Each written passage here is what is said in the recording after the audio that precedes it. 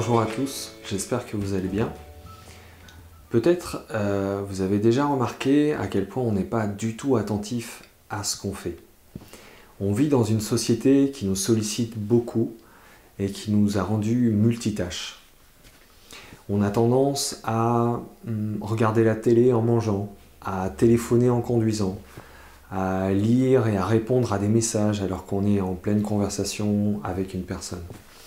Et les recherches scientifiques nous démontrent qu'il est impossible de faire plusieurs choses à la fois et de les faire bien. Cette fonction multitâche, elle existe et elle est pratique si on décide de l'utiliser.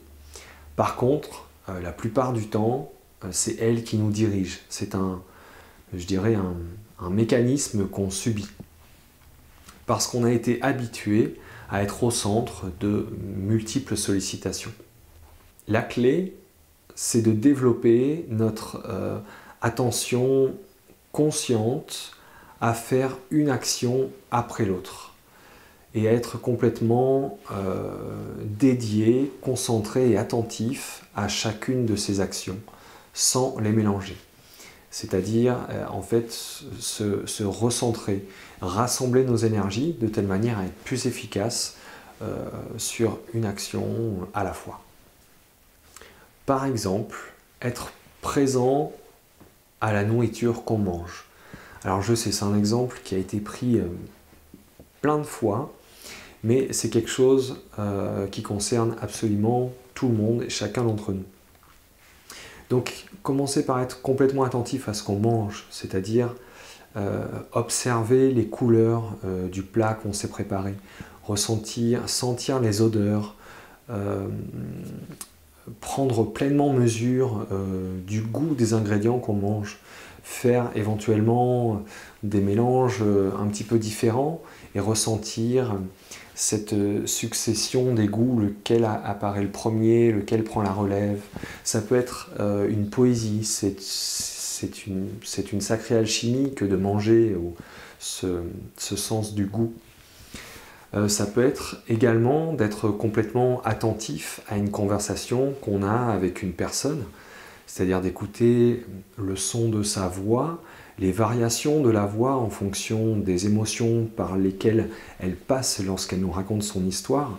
Ça peut être également d'être attentif aux mouvements du corps tout au long de la conversation. C'est ça, être pleinement présent à quelqu'un, c'est-à-dire écouter le message, et puis regarder la façon dont la personne vit ce qu'elle est en train de nous dire. Je dirais que la parole et la communication, selon moi, les mots sont très importants et sont très forts et ont un réel impact. C'est, je dirais, presque un acte magique de pouvoir communiquer avec une personne et d'être compris, de pouvoir exprimer ses émotions. Donc être pleinement présent à une personne lors d'une conversation, je dirais qu'en plus d'être un acte magique, c'est un acte de respect pour la personne et une façon donc d'être centré et d'être dans l'attention, d'être attentif à ce qu'on fait, être attentif à une chose après l'autre. En cultivant notre attention bienveillante sur nos modes de fonctionnement, ça va nous permettre de reprendre les rênes, le gouvernail du navire, de telle manière à pouvoir accéder à plus d'appréciation aux choses qu'on fait et en même temps plus d'efficacité.